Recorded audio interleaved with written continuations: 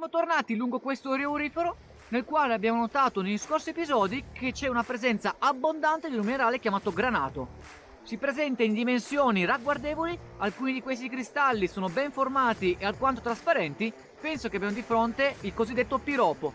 Vedremo comunque nel corso di questo breve episodio ma intenso anche qualche consiglio per quanto riguarda questo nuovo tipo di ricerca.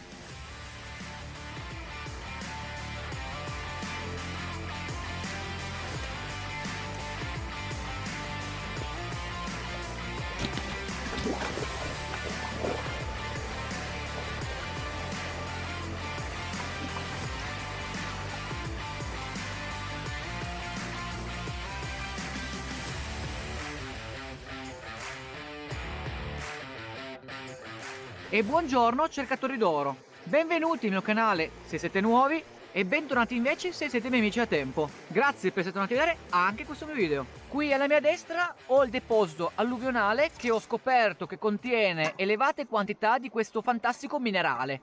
Ovviamente non tutti questi granati sono ugualmente delle medesime dimensioni e soprattutto trasparenti. Si tratta in ogni caso di un sedimento alluvionale, testimoniato dalla presenza di questi ciottoli arrotondati. Infatti la presenza di queste rocce, le quali come potete osservare hanno tutti gli angoli smussati, sono indicatori di piene del passato. Come notate moltissime di queste rocce sono variamente arrotondate. Ora voglio parlarvi un attimo di questo fantastico minerale che si chiama granato. Non è nient'altro che un nesosilicato. In buona sostanza un minerale che contiene al proprio interno silicio e ossigeno, due elementi chimici alquanto diffusi nella crosta terrestre, sostanzialmente la porzione più superficiale della Terra, e in particolare vi sto riferendo alla varietà chiamata piropo. Il piropo oltretutto ha questo colore porpora molto intenso. In questa località qua lato troviamo due tipologie di piropo differenti, una di maggiori dimensioni con un aspetto tendenzialmente più opaco e meno trasparente, secondo me da un punto di vista collezionistico interessante per via delle sue dimensioni ragguardevoli, e un'altra varietà la quale invece l'obiettivo delle nostre ricerche di oggi con un colore più trasparente e tendenzialmente con gli spigoli anche più vivi. Dato che il mio obiettivo nell'arco di questa stagione aurifera 2022 è anche instaurare all'interno del mio laboratorio una parte dedicata alla sfaccettatura delle pietre preziose, è fondamentale avere materiale di partenza, sostanzialmente le gemme grezze. Inoltre, dato che questo canale tratta la ricerca di metalli preziosi e di risorse preziose, quale per esempio gemme o pietre, per esempio la giada mi viene in mente, vi lascio qua sopra un video in dettaglio, ecco che cercare materiali locali in questo contesto piemontese è secondo me molto soddisfacente, anche perché spesso sono risorse molto sottovalutate e una volta invece ritrovate e lavorate, ragazzi, che soddisfazioni. La ricerca delle gemme preziose in questo contesto alluvionale è alquanto correlabile a quella dei cercatori d'oro. Infatti si dà il caso che il granato sia un minerale molto denso e pesante e tendenzialmente si può accumulare sia il fondo del vostro piatto o batea oppure il fondo del tappetino della vostra canaletta. Il lavaggio di questi sedimenti, tendenzialmente molto poveri in oro, invece è molto interessante per la presenza di questi granati, i quali si vanno a depositare lungo le trappole della canetta abbastanza facilmente e di conseguenza lavando notevoli quantità di sedimenti e via via andando a rifinire i concentrati è possibile raccogliere i granati con le dita. Hand picking! È anche molto interessante perché alcuni di questi granati si vedono addirittura a occhio nei sedimenti e si possono raccogliere.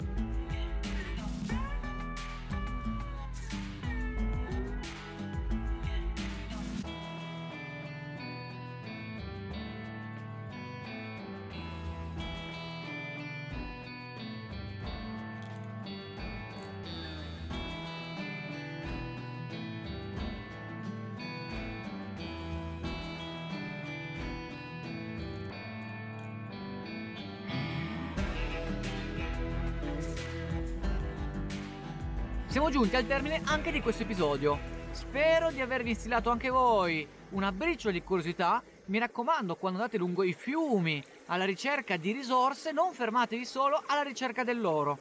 Su questo canale parlo principalmente di come si fa ricerca del prezioso metallo, ma vi sono alcuni ricchi come questo, in questa situazione, che di oro praticamente non ne hanno, ma la disgregazione naturale delle rocce che arrivano da monte grazie alle piene idriche fornite dal fiume sono fondamentali per la presenza di questa fantastica gemma all'interno dei sedimenti, le quali logicamente dovete comprendere anche voi che magari nell'arco della giornata ritroverete 200-300 granati differenti, ma solo magari poi 2-3 di questi individui sono effettivamente in varietà gemma. Bisognerà in ogni caso ancora osservare in laboratorio alcune delle loro caratteristiche. Per esempio bisognerà osservare la trasparenza attraverso l'ausilio di una luce LED, bisognerà misurare il loro peso in carati, bisognerà effettivamente anche calcolare che potrebbe contenere proprio all'interno delle fratture che inficeranno moltissimo la successiva lavorazione, sostanzialmente la sfaccettatura.